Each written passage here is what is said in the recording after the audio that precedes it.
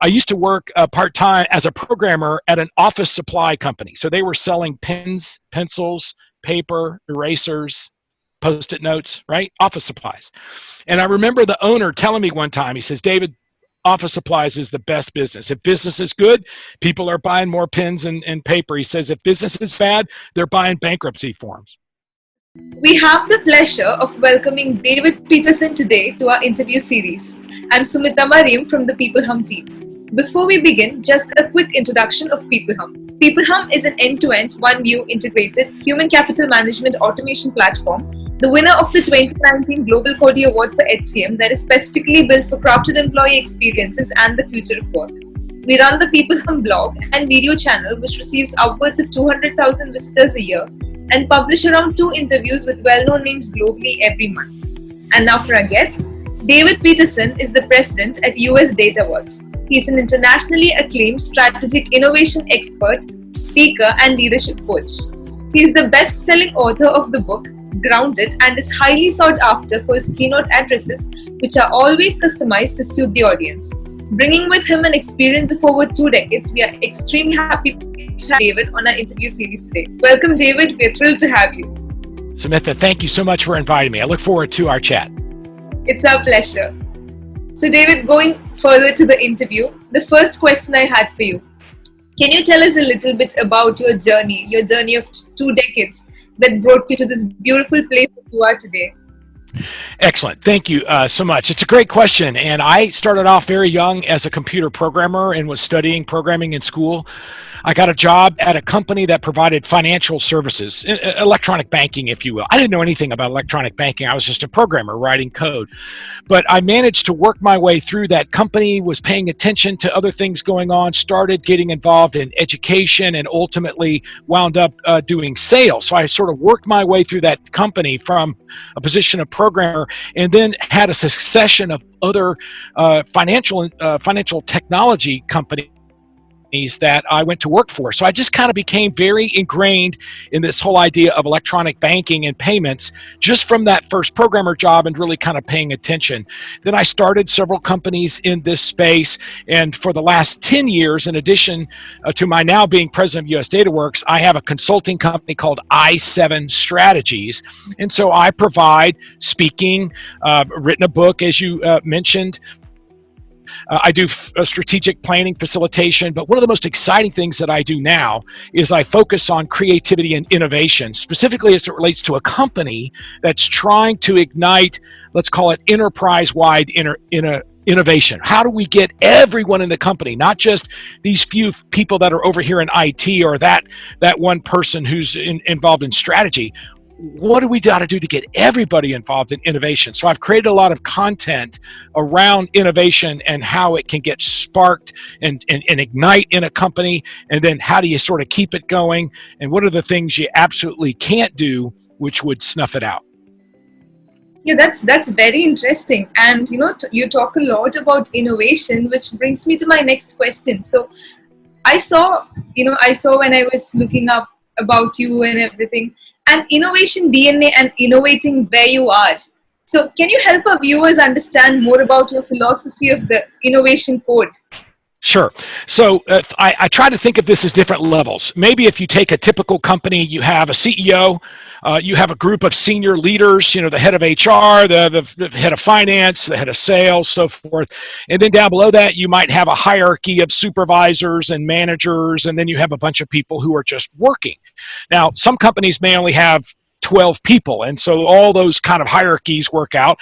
Some companies have 1,200 people or 12,000 people, right? But you still kind of have that same sort of layered approach. Generally what happens is somebody comes into a new company and they're given some instruction about what their job is. Here, Samitha, you're coming in, this is what you do, here's our procedure, here's how you work through and do what you do. And so you're doing that, and now you start to see some things that, because you've come in from outside the organization, you're looking at your 5-step process here and you say, What's step 4? I don't understand what step 4 is, right? So innovate where you are. And this whole idea of DNA is, does a company create an environment where a new employee coming in, particularly one who's not that familiar with what you do, they look at your processes, and when they raise their hand and go, I don't understand, why do we do step 4? How does the company respond? Do they react? Smitha, this is the process. This is 5 steps. Step 4 comes after step 3, and it's before, right? If that's their response, particularly as we think about new people coming into the marketplace as they get jobs, right? So younger millennials and Gen Zs as they grow up, they're not the type of people who want to work in an environment where those kinds of rules are there. The other way a company could say, hey, wait a minute, Smitha is somebody new. She doesn't know our forest. She's never seen our trees. Maybe she's got some insight. Let's take a look at step 4. Maybe, just maybe, step 4 is something that Smitha doesn't understand, but it's a regulatory thing. It's something in our industry that we have to do. It's seemingly unimportant, but it's really important, and so we can explain now to you why it's important, and you can go, great, I got it. Thank you for explaining that to me. And your satisfaction is high. But maybe, just maybe, there isn't any reason for step 4. Maybe step 4 was put into place years and years ago, and it's just part of that process, and nobody ever took the time to really understand whether or not step 4 still needs to be done. And if they look at it and go, hey, you know what? We don't need to do step 4. Maybe step 4 takes 5 minutes, and maybe there's 10 or 50 or 100 people doing step 4. So now all of a sudden you get rid of 5 minutes across the enterprise, and you start just in a very, very small way to greatly expand the opportunity for people to focus on innovation, even if it's a process, like why do we need step 4 or an invention or a new product or a twist on a new product. Any or all of those can start very small and yet have a large impact on the organization. Oh, that's an amazing example, and it's a beautiful way to put it. And I had this interview with another entrepreneur. His name is Joey Price, and he was telling me an organization is only as good as its innovation.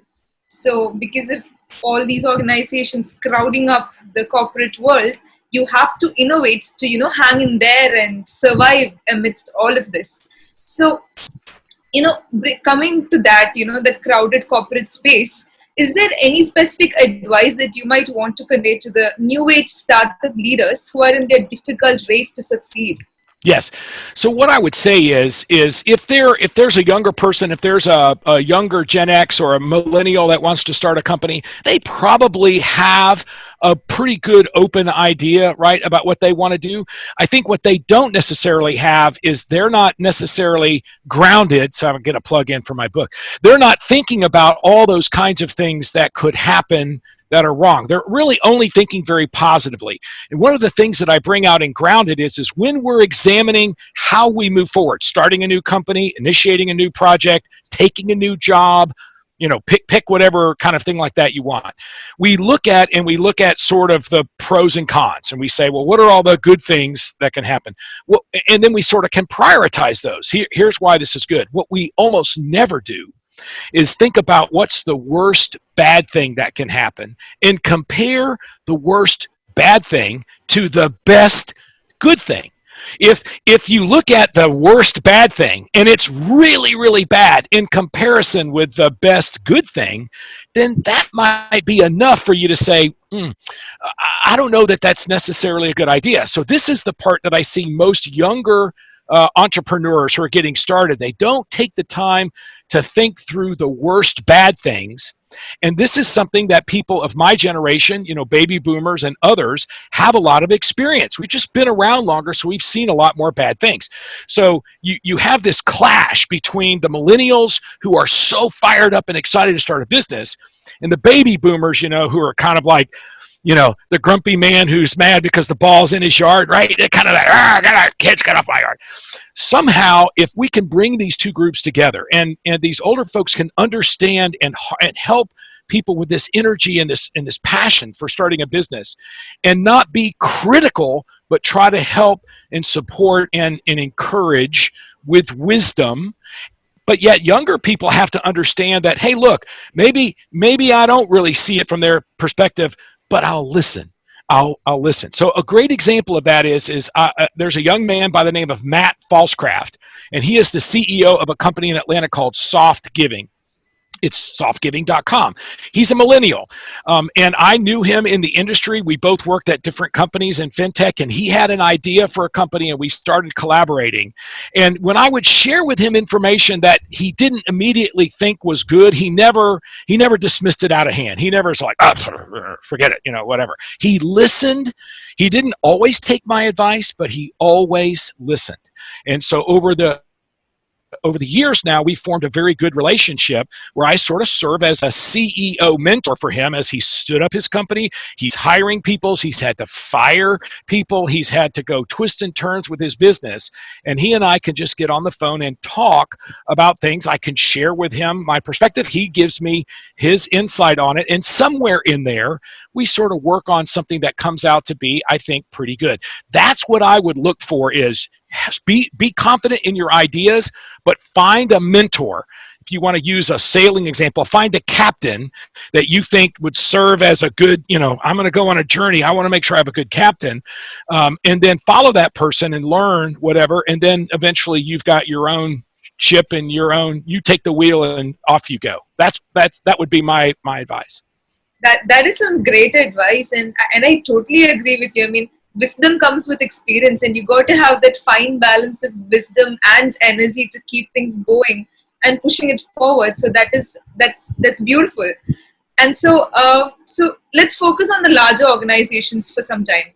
So all multinational corporates, all MNCs, they're all facing this problem of employee retention. What do you think needs to be changed for that? Where are they going wrong? Well, let me just give you one example, and I won't use any names, but a couple of years ago, I put together an innovation challenge for a fintech, a company that had, say 300, 400, 500 employees, something like that. And the whole idea behind an innovation challenge is to go in and actually do workshops across the entire organization. So everyone from the chairman of the board down to, everybody who works in support, just talking on the phone, whatever, everyone participated in a series of workshops. And then we set up a challenge where we actually created an environment where they could create a cross-functional team and come up with an idea. And we gave them some what I call riverbanks. Your ideas need to be, they can't cost more than $2,500. And, here we're just talking about process improvements, to kind of give them some gates, sort of keep within this area, but go come up with any kind of ideas. And they formed cross-functional teams, so they couldn't just be all their little people from support or HR doing it. They had to go reach out to, other departments, pull these together. And they came up with ideas. We set up an independent panel. They made presentations, and I coached them through their presentations. Now, these are people in the organization who, A, nobody ever asked their opinion about what could be done in their work. B, they've never made a presentation before, ever, of any kind, much less a presentation of their own ideas. And they were collaborating with other departments. They were working with other departments and seeing and getting different perspectives from other departments. So from an HR standpoint, it achieved a huge number of very positive things relative to how those employees felt about the process. And the ones that whose ideas scored at, so we literally had judges scoring the ideas on 4 criteria, and those that met the score were actually put into place. So now that people could see that the company actually did those things that they suggested that they could do. And then they were doing that on an every 6 months basis. So they basically have sort of like a spring challenge and a fall challenge. And so I was continuing to work with them to help kind of move this along. But as it was, it generated all kinds of excitement, and everybody was really happy, right up until the point where people stopped participating. Wait, why? So I'm, helping these guys form these teams. And it turns out that the accounting department of this company was penalizing people who were coming up with and spending time working on cross-functional teams because they were keeping track of all of their time. If they spend an hour with a team working on an innovation idea, they were not being given a credit for that time. So when they look at their overall monthly average, they were falling behind some of their peers simply because that hour wasn't being counted. So I went to the accounting department. I said, guys, look, they're coming up with ideas that are saving money, that are everyone's excited about it. You gotta stop making this a negative. And they wouldn't do it. And the CEO wouldn't go to his CFO and make him change it. And it all just ended. So I tell that story a lot because it's a good example of how igniting, how people can get really, really excited about something. And then something can happen that is completely and totally outside the boundaries of what you're trying to do with innovation that just takes the whole joy and kills the whole thing. So there has to be this attitude of we're doing this for a purpose, because we'll get the results of the innovation. We'll have a much higher level of satisfaction with the employees, but the CEO and the company has to back that up with actions that keep that spirit of innovation going.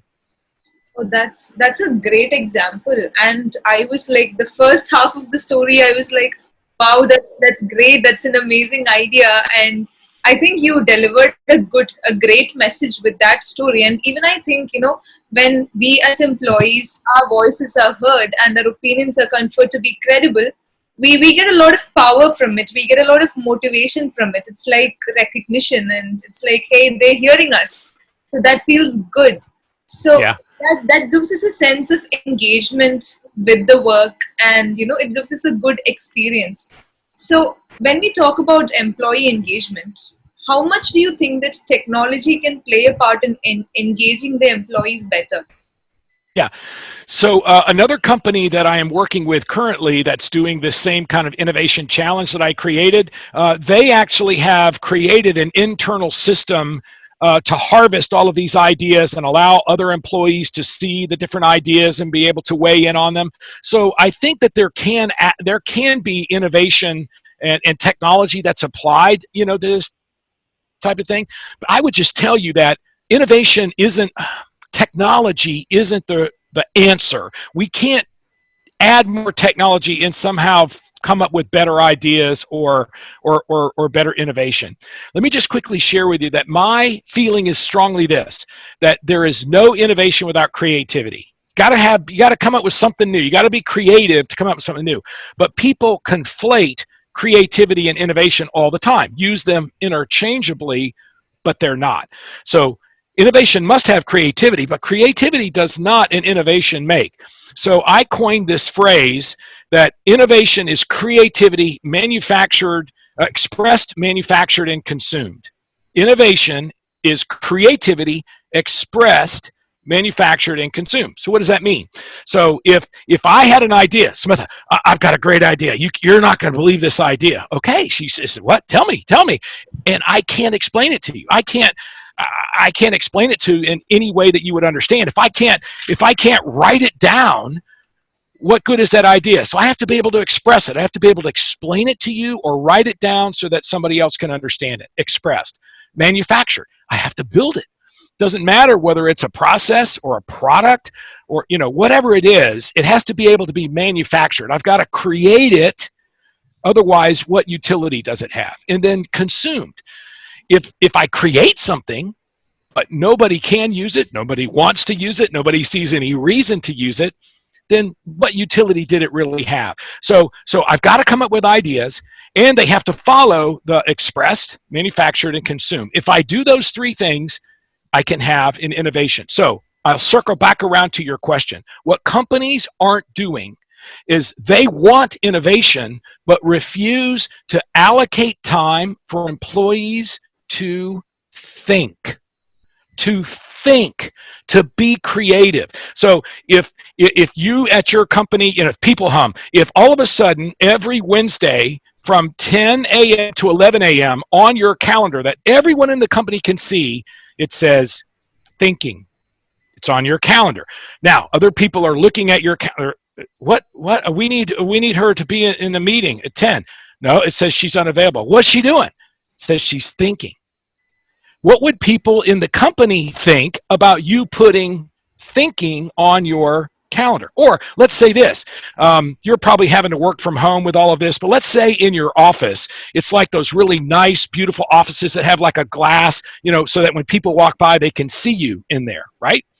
So your boss, or better, your boss's boss walks by, and Samitha is actually, right? So you've got your feet up on it, and you're sitting back there just like this, and they walk by. What do they think? What is she doing? Is she taking a nap in there? What is she doing? It's 10 o'clock in the morning.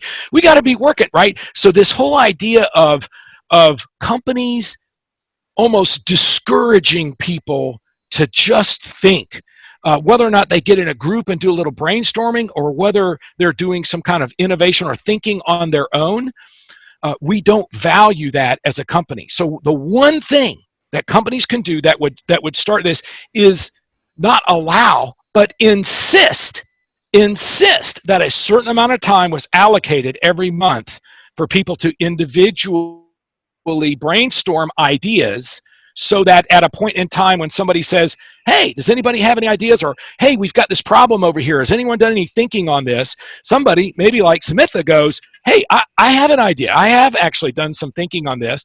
Great. What's your idea? So that is the single biggest problem that we have right now. And most of my workshops are helping people to think about the whole idea of thinking. And I've got a lot of content about right and left brain and how creativity happens and so on and so forth. And we can talk about that if you want now. But that's the one thing, that this idea of actually setting time aside for thinking. And here's a couple other quick notes. Warren Buffett, right? He's a pretty rich guy, right? Every Tuesday, Warren Buffett has marked on his calendar haircut. The whole day. Now, if you've seen a picture of Warren Buffett, he doesn't need a haircut every Tuesday, right? What's he doing on Tuesdays? He's thinking. So there's a way that you can, I've always said when I do keynote speeches, I said, if you're a supervisor and you want to spend time thinking, just put on your calendar employee evaluations / bonus. And everyone will leave you alone. There won't be anybody that will bother you for that hour, right? If you just put stuff to actually make that happen. I love this answer of yours. And, if you don't mind, I would like to share an experience with you. So when I joined PeopleHum, this team, I was surprised by the amount of time that the team spends thinking. And I was so happy inside when you were giving me this answer, because I am fortunate enough to be in a team that gives me time to think. And I have my leaders, as you said, the boss of my boss. So we don't have the boss concept. We call everyone by their first names, and we're all very, close to each other. And how they, materialized the office is in such a way that one of my colleagues was in an ice cream shop, and he was like, hey, I feel very productive sitting in this setup. And my CEO was like, okay, let's recreate that in the office. And he did that for us. Mm-hmm. So I think, there are organizations that try to bring in more innovation and give time to think. Yes. But I think we have a lot of organizations which are like, which has got just a lot of history to change the culture that they already have. And I will tell you, one of the clients I work with is a company up in Michigan called Member Driven Technologies, and their CEO has a passion for the same kind of environment that you have there at PeopleHum.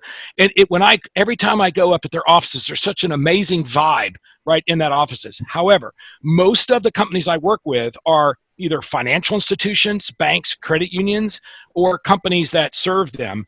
And if PeopleHum and Member Driven Technologies is at one end of the spectrum, banks and credit unions are at the complete opposite. They do not create interesting, fun places for employees. In fact, they're not even interesting, fun places for customers, right? Because they feel like they have a very it's like, well, we can't have any fun here. We're a bank, right? We have this decorum and everything has to be so serious. And I know this is true because if you ever watch a parent, watch a mother or a father walk into the bank branch with 2 or 3 small children, and they're just doing things like small children do, fussing, whatever. And invariably the parent would go, shh, She's Yeah. gonna, or he's gonna hush the children. It's like, wait a minute, this is not a library. This is not a museum.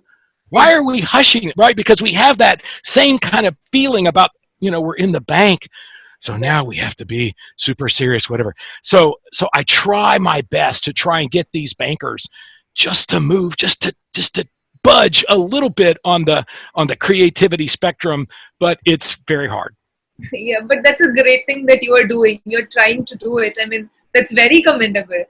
And, coming to our next question, how do you think organizations can increase, honest performance feedback? Yeah, this is as a person who's created many companies, and I've done hundreds and hundreds and hundreds of employee reviews. So, I'm familiar with both the very formal process of employee reviews and the informal process of employee reviews.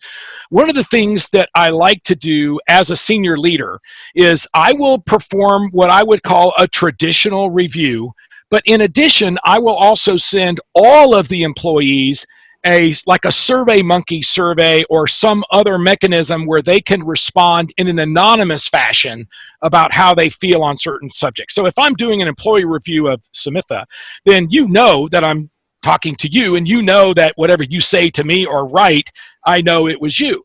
And you might say, I like this, I don't like this, or here's an idea that I have, but I find that more honest comes from anonymous. The more anonymous you make the response, the more honesty that you'll get. And as you also know, as an HR professional, you can create questions that will drive the answers that you want. So you'd be very careful about creating questions that genuinely solicit honest responses. And then I look at those. And so one of the things that I do is I juxtapose what I'm seeing on written evaluations where people know that I'm talking to and about them, and what I'm seeing from anonymous surveys, and I want to know how close those are. I know that I'm going to get more honesty on the anonymous survey, but it better not be like this, right? So if I see this, then that tells me I have a real issue where people just don't feel very comfortable, right, about talking honestly and openly. So I'm looking for that delta or the gap between those two things. The other thing is this is very, very important. One of the worst things that a senior leader can do across the whole enterprise is stifle ideas. So I talked before about how we needed to have time to think and have ideas. So picture this. Somebody comes in, a senior vice president comes into an area, maybe it's the accounting area. He pulls everybody together. Everyone comes out of the cubes and goes, okay, we've got this particular issue that we're trying to solve, and I just want to do a little quick brainstorming. I've got a flip chart here. Okay, anybody who's got an idea about how we can address that? And Sumitha is a junior accounting person. Maybe you've only been at the company 6 months, but you've been paying attention. And so you raise your hand, you say, sir, I think I have an idea, and you explain the idea. And the senior leader goes, who are you? Sumitha? That's the dumbest idea I've ever heard. You obviously haven't been here long enough to really even understand this problem. It's a terrible idea. All right, come on, anybody who's got an idea? Come on, anybody who's got an idea? Well, everyone's kind of looking around going like, wait a second, he just squashed Sumitha like a bug. What? I had an idea, but holy cow, I don't think my idea is better than Sumitha's. I'm not raising my hand. And this is an extreme example I'm painting, but this way that we respond to people when they make comments is hugely important. A lot of times it's not that environment where it's a formal brainstorming session. We're just walking by somebody's office and we say something or they say something to us and we react to what they said as opposed to respond. We have to think in our minds, what is about to happen when I open my mouth and I'm a supervisor or a manager or a senior leader, and I have to think about what am I doing? Am I saying anything right now that's going to stifle creativity, stifle thinking, stifle Sumitha from ever raising her hand again? And if I think that I might be doing that, I've got to stop it.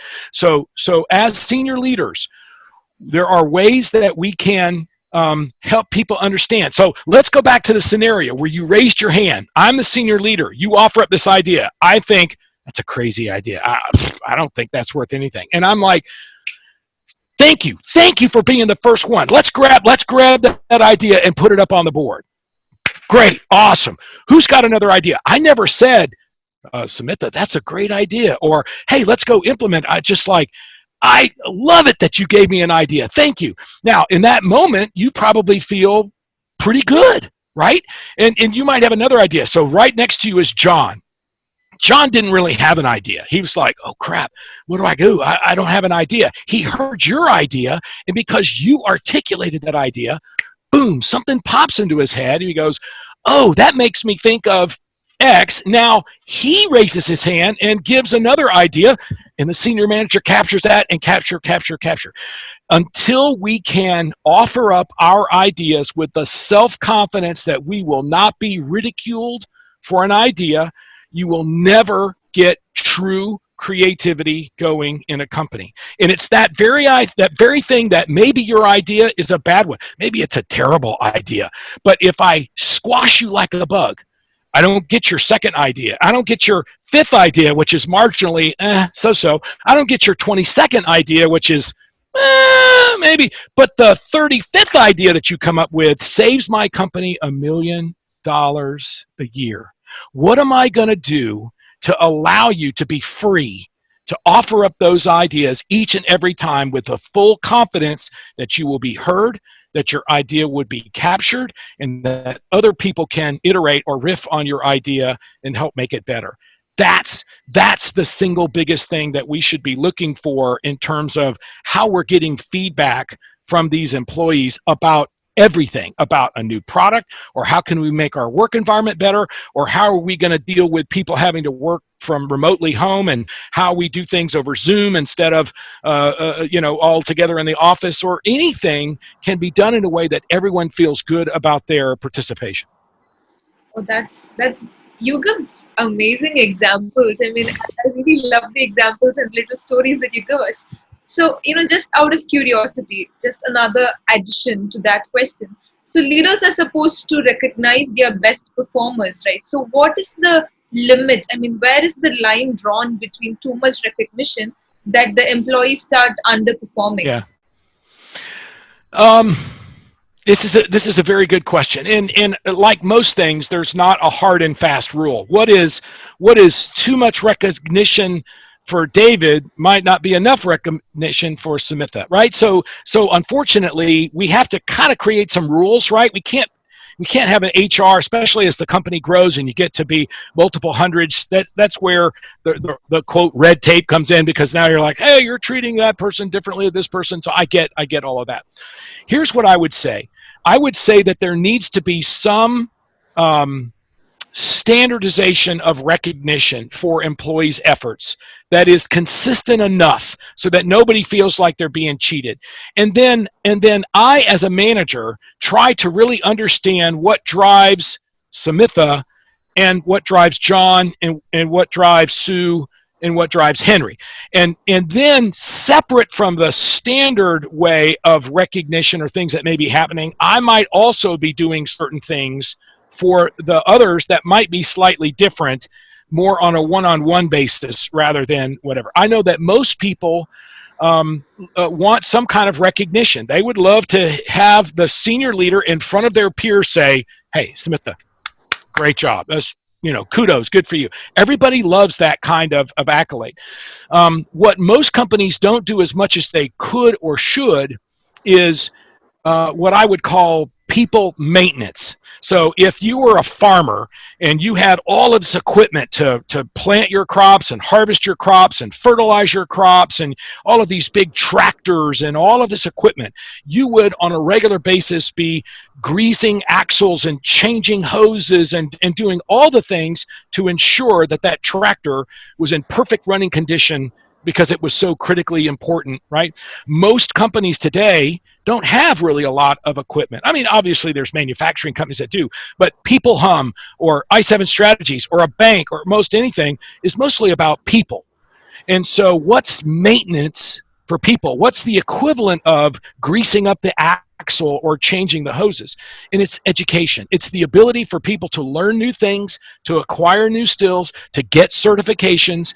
And so our companies putting aside, even from a budgetary standpoint, enough money for people to advance, acquire a new skill that may directly or at least tangentially provide a benefit to the business by them acquiring that skill or knowledge. And I think when people understand that the highest performers are going to get they're going to get a higher level of either budget or opportunity to do more education, that's an incentive for them to get to that level. Oh, that's a great explanation. I mean, that makes a lot of sense. And also, coming to the workforce that we have today, we have over like 70% of millennial workforce. And with the increase in the millennial workforce, we have the gig economy rising. So it's not just the mediocre jobs or the delivery boy jobs anymore, and the gig workers are everywhere. I mean, you have executives who are gig workers who wants to work for 6 months and then take rest. So how do you think this is going to fit in the organizational setup that we have today? Yeah, it's an important question.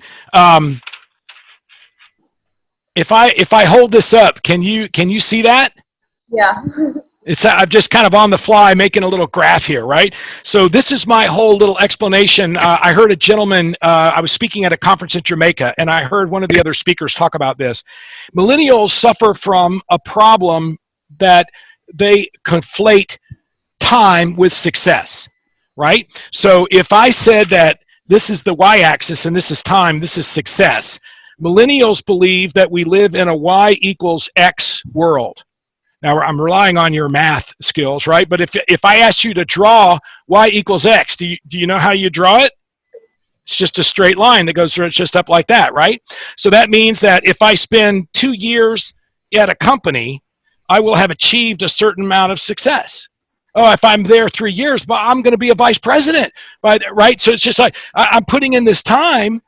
Well, the problem is that we actually live in a y equals squared, y equals x squared world. So what happens is that instead of this, it looks more like this.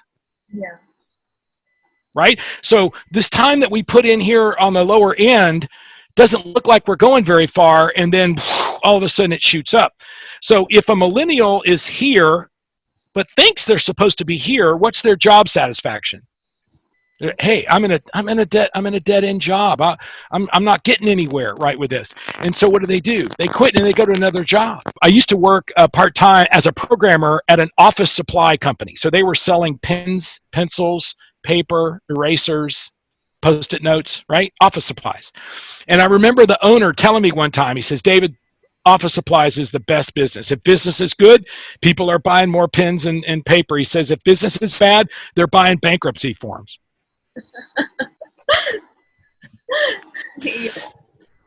I mean, I've never had an explanation for the gig economy like this. I mean, so elaborate, and it's just easy when you write down things and show a graph, and it's just very interesting to listen. I should have had a nice prepared graphic for you though. That's okay, but I think that's enough for us to understand about it. I mean, you have a very unique viewpoint about it, and I just love it.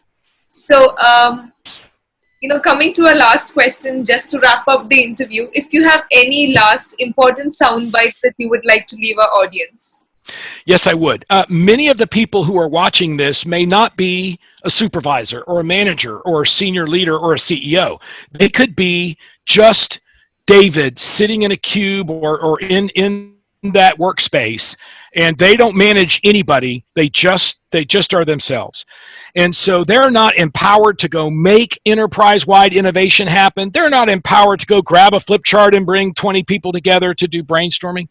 What I would say is you have to decide as an individual, wherever you are, that you are going to get creative, that you're going to be thinking about things. And if you pay attention, if you listen, you'll know what kinds of issues are likely to come out or come up as problems or things that particular industry or business is going to be likely to solve. So if you chose on your own, not foregoing other work that's your responsibility, but chose on your own to do some research, to go listen to some YouTube videos, to go look up some documents and spend some time independently thinking of ideas, about how something could be better in your work. You don't have any outlet for those ideas yet.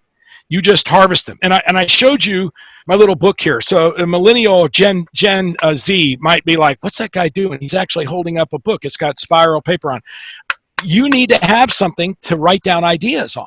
So if you have an idea, you have to write it down. Now, maybe you do a voice recording on your phone. Maybe you send yourself an email or a text, but you have to capture the idea whenever it comes in whatever way you can. And then at some point in time in the future, somehow, some way, you're in a position, maybe out of the blue, and somebody says, hey, David, have you ever thought about this particular issue? Do you have any ideas and thoughts about what we could do about it? Now, if you hadn't spent any time thinking, you'd be kind of deer in the headlights, right? The CEO walks by your cube and just says, hey, what do you think about this? Do you have any ideas? But if you'd spent time thinking, you might have, you know what, I've actually been thinking about this, and here's a couple of things that I think might be worth exploring. And you explore a couple of ideas. Now, the CEO could, oh, okay, fine, walk off. Oh, okay, but you confidently shared your ideas. Or they could go, wait, we haven't even thought it. Well, tell me that second one again. That sounds like something we haven't even looked at or thought about. There's going to be a time when without you knowing it in advance, you're going to have an opportunity to share your ideas. How prepared will you be as just an individual, wherever you are, to spend time thinking, to get creative, to write your ideas down, and then confidently present those in an appropriate professional way when you're asked? If you do that, people will notice. You may not get any immediate reward, but maybe down the road when they're looking at all the people and they're thinking, who are we going to put? We got a little leadership program we're running through HR. Who are our future stars? Oh, that guy, David. Remember, he was the one that had that idea. Let's put him in that program. I'm telling you, it happens just like that. So that's my soundbite is think and be creative wherever you are. Capture the idea or kiss it goodbye, and then confidently share your ideas in a time and appropriate way. That's wonderful. And David, I loved having this conversation with you because all of a sudden I feel very motivated and inspired and powerful. So you have that energy in you to just pump up everybody else. I'm sure your audience for all your keynotes are having the greatest time of their lives. So thank you so much for that enriching experience, and I'm very sure our viewers are going to feel as energetic as I am right now. Thank you so much for coming to our interview series. It was my pleasure. Thank you so much for inviting me. It is our pleasure, to be honest. It is our pleasure. Have a healthy and safe time ahead of you. Goodbye.